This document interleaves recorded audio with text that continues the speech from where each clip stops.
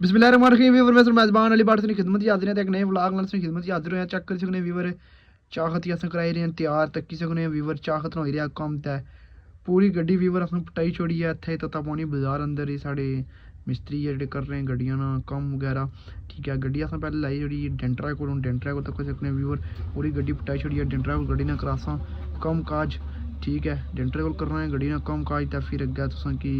मिलने हैं कि अज ने दिन क्या उसी गड्डी ना तो पूरी तफसील सुना करने हैं शेयर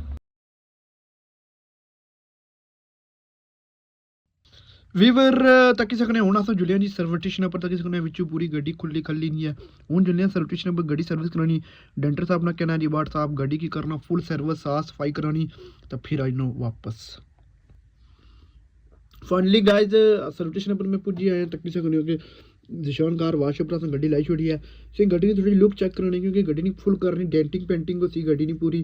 तो राइट साइड लैफ्ट साइड गाड़ी से चेक करी सकने जी सर्विस स्टेशन पर अस आई गए इसकी पूरी डेंटिंग सी फुल गड्डी तैयार सी इंशाल्लाह डेली ना व्लॉग तो शेयर होया करसी